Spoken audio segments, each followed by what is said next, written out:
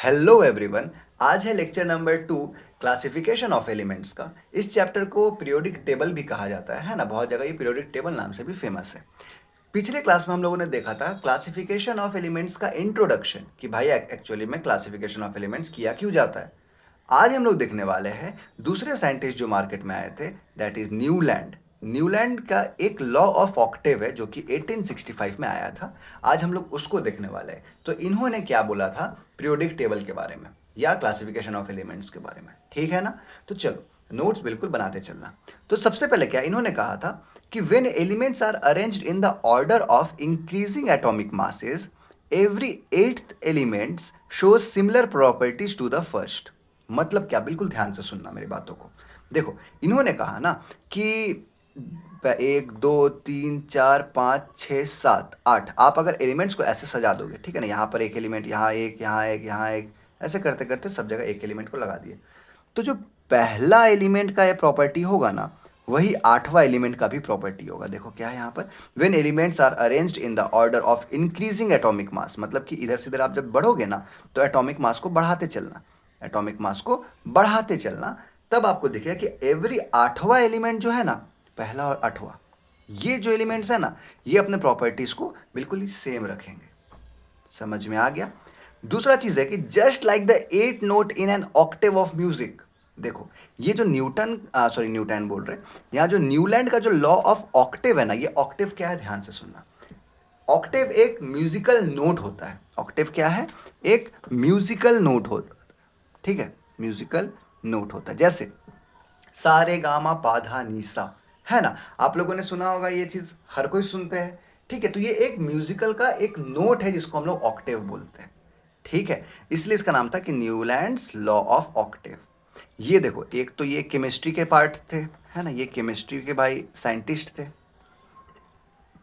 दूसरा चीज, ये म्यूजिक में भी इंटरेस्ट रखते थे। तो ऑब्वियस सा बात है, जब म्यूजिक को जोड़ दिए केमिस्ट्री के साथ, तो इसको क्या बोल सकते हैं, न्यूलैंड्स लॉ ऑफ ऑक्टेव, ठीक है। Just like the 8th note in an Octave of music. मतलब क्या, देखो सा रे गा मा पा धा नी सा। देखो आठवां और पहला में याद करो, सा आया, सा रे गा मा पा धा नी सा। तो देखो सा तो मैच मैच कर गया ना, तो वैसे ही पहला और आठवां एलिमेंट जो होगा उसका प्रॉपर्टीज भी मैच कर जाएगा। इसलिए इसको ऑक्टेव बोला जाता है, मतलब 8। ऑक्टेव मतलब 8, ये एक म्यूजिकल नोट होता है। समझ में आ गया। जैसे देखो यहाँ पर लिथियम, आठा, हाइड्रोजन हीलियम, उस समय क्या था कि नोबल गैस डिस्कवर नहीं थे, इसलिए हीलियम नहीं रखा गया लिथियम के पहले। और दूसरा चीज, हाइड्रोजन भी उस समय तक मार्केट में नहीं आए थे, इसीलिए लिथियम से हम लोग चालू किए, है ना। तो देखो lithium, beryllium, boron, carbon, nitrogen, oxygen, fluorine, यहाँ पर नियॉन होता था, बट नियॉन उस समय डिस्कवर्ड नहीं था। 1865 में नियॉन डिस्कवर्ड नहीं था, इसलिए हम लोग डायरेक्ट सोडियम रख दिए। तो देखो हुआ क्या, अगर हम लोग लिखेंगे सा रे गा मा पा धा नी सा, मतलब कि पहला और आठवां जो एलिमेंट है, दैट इज लिथियम और सोडियम, इन दोनों का प्रॉपर्टी मैच होना चाहिए। और देखो मैच होता भी है, बिकॉज ये दोनों मेटल है। आप लोग देखोगे इसको पहला ग्रुप में, हम लोग आगे चल के बात करेंगे ग्रुप क्या होता है, पीरियड क्या होता है, पीरियोडिक प्रॉपर्टीज क्या होता है, सब चीज देखेंगे। बट पहला ग्रुप अगर आपके पास पीरियोडिक टेबल अभी है, तो आप लोग बिल्कुल ही पॉज करके एक बार देख लो। उसमें देखिएगा पहला ग्रुप में ही पहले लिथियम होता है, उसके बाद सोडियम होता है ना। अब देखो लिथियम और सोडियम दोनों एल्कली मेटल है। लिथियम और सोडियम दोनों के वैलेंस शेल में एक एक इलेक्ट्रॉन रहते हैं, दोनों अच्छे मेटल है। समझ में आ गया। तो इससे क्या समझ में आया, इसका इलेक्ट्रॉनिक कॉन्फ़िगरेशन दोनों का सेम है। इसका मतलब कि पहला का प्रॉपर्टी और आठवां का प्रॉपर्टी सेम हो गया। समझ में आ गया बिल्कुल। यही था लॉ ऑफ ऑक्टेव। इन्होंने देखो ये लिथियम का, बेरिलियम, बोरोन, कार्बन, देखो इस डायरेक्शन में आने से atomic number, sorry atomic mass बढ़ रहा है ना। एटॉमिक नंबर का कॉन्सेप्ट उस समय नहीं आया था, एटॉमिक मास बढ़ रहा है ना। अब जैसे जैसे एटॉमिक मास बढ़ रहा है, क्या हम लोग बोलेंगे पहला और आठवां का जो प्रॉपर्टीज है एलिमेंट्स का, वो दोनों सेम होगा। समझ में आ गया। सेम एज ऑक्टेव, सारे गामा पाधा नीसा। तो इसको बिल्कुल ध्यान रखें, बिल्कुल ईजी है, आप लोग इसको लिख ले आराम से, फिर हम लोग आगे बढ़ते हैं। देखो भाई लोग, मेरिट्स ऑफ न्यूटन्स, अरे बाबा हम न्यूटन्स क्यों बोल रहे हैं, है ना, न्यूलैंड्स, ठीक है ना। तो मेरिट्स ऑफ न्यूलैंड्स लॉ, ठीक है, क्योंकि देखो न्यूटन तो क्या है कि भाई तुम लोग को भी परेशान कर रहे होंगे, अभी अभी तक तो चालू कर दिए होंगे परेशान करना। तो है ना, वो नाइट मेयर है जो कि आप सदियों सदियों नहीं भूल पाएंगे। तो वैसे ही हम भी नहीं भूल पाए, इसलिए न्यूटन बोल दे रहे हैं। So merits of Newlands law, पहला क्या है कि first to show a periodic pattern in properties of elements. आप लोग हो सकता है बोल दे कि सर आप तो बोले थे डोबेरेनियर क्या है, पहला है, बट अभी आप बोल रहे हैं कि न्यूलैंड पहला है, तो दोनों में पहला है कौन? देखो वो पहला थे जो कि अटेम्प्ट किए थे कि हाँ भाई एलिमेंट्स को हम लोग पैटर्न में रख सकते हैं, बट इनका जो योगदान था वो उनसे बड़ा था।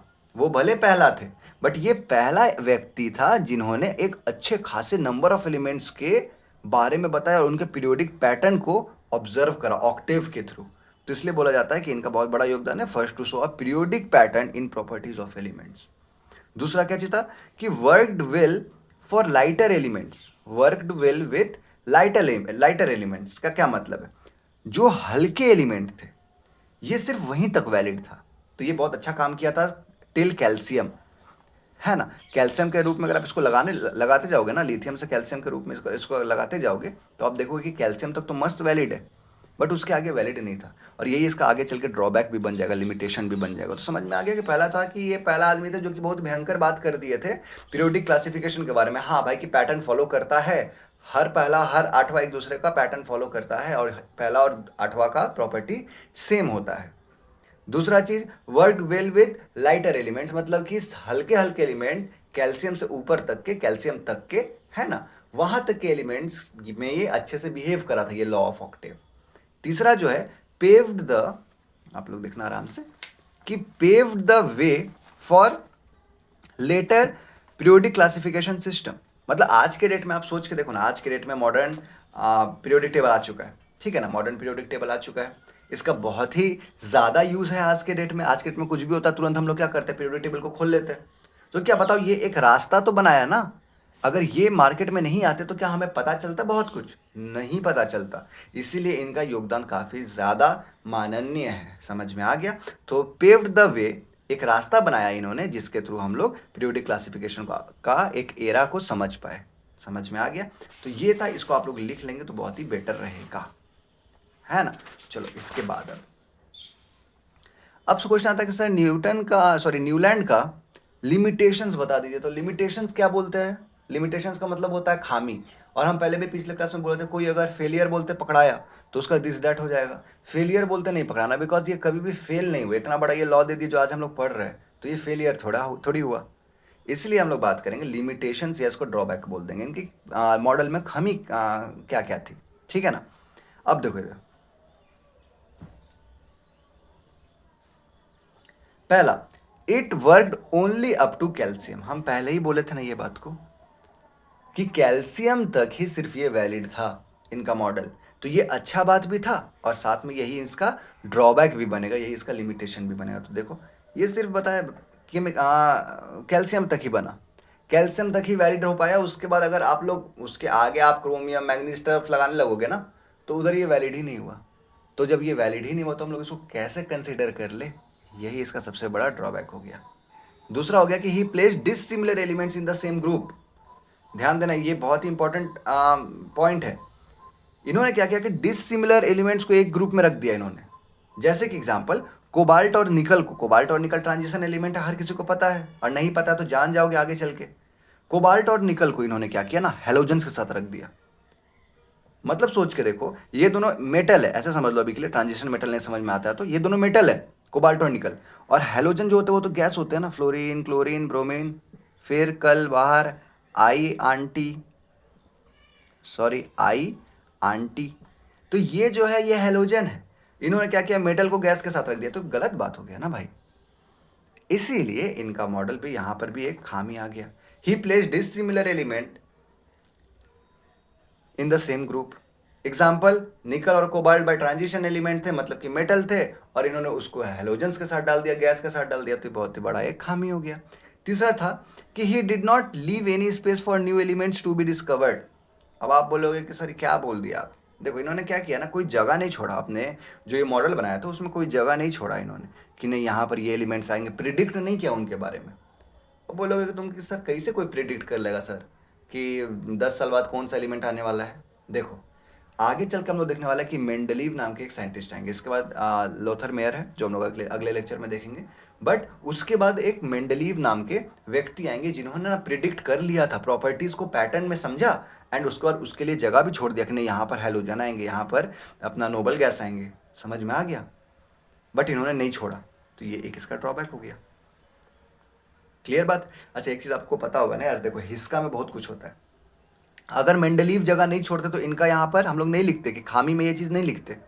बट एक नहीं होता कि एक बंदा मान के चलो, आप फॉर एग्जांपल एग्जाम में स्कोर करो 95 मार्क्स, काफ़ी प्यारा है मार्क्स है यार, हर किसी को पता है। बट अगर आपका बगल वाला, आपका पड़ोसी अगर 99 स्कोर कर गया तो आपका ओवर सेट हो जाएगा। आपको हो जाएगा ऐसा कि यार 95 लाया, ये तो 99 ले आया, ठीक है ना? तो तुम्हारा थोड़ा सा तुच्छ नज़र से तुम्हारा मार्क्स को देखा जाएगा, है ना? तो मतलब किसी एक का अच्छा करने से तुम्हारा खामी दिखने लगेगा लोगों को। तो वही चीज़ हुआ, ये कोई कोई बहुत बड़ा बलंडर नहीं था, बट दूसरे व्यक्ति ने इसको सही सही दिखाया, इसीलिए आपका ये बलंडर बन गया। क्लियर बात है ना? सो गाइस, लाइट कट चुका है लेकिन पढ़ाई नहीं रुकना चाहिए। तो यहाँ तक तो पढ़ लिए हम लोग। हो सकता है बकरी और डॉगी का आवाज़ आ रहा हो, ठीक है, कॉम्प्रोमाइज़ कर लेना थोड़ा सा, मतलब एपिक मोमेंट हो गया ये तो यहाँ तक हम लोग पढ़ लिए। अब बस ये 3 सवाल है, उड़ जाओ तुम भी, ठीक है? ये 3 सवाल है, पहला, दूसरा और तीसरा। ये तीनों का आप लोग सवाल को सॉल्व करो भाई। बड़ा सिंपल सवाल है कि ये देखो, मतलब हर कितनवा एलिमेंट का जो प्रॉपर्टी है वो सेम रहेगा। दूसरा है कि बताओ ये कहाँ तक वैलिड था, और तीसरा है कि न्यूलैंड ने कुछ अलग अलग ग्रुप को सेम रख दिया था, डिसिमिलर एलिमेंट्स को। तो बताओ कौन से है वो। समझ में आ गया? तो ये तीनों सवाल को आप लोग स्क्रीनशॉट लो, इसको बढ़िया से क्वेश्चन सॉल्व करो, एंड फिर कमेंट बॉक्स में आंसर लिख देना, ठीक है? आप लोग लिखते हो क्लियर नहीं हो? 12th वाले तो लिख ही देते हैं, आप लोग 11th वाले नहीं लिखते हो, चलो लिख देना, है ना? तो इसी के साथ बाय बाय। और अब सीनरी आप लोग को क्या ही दिखाए, कभी और दिखाएंगे। चलो बाय बाय।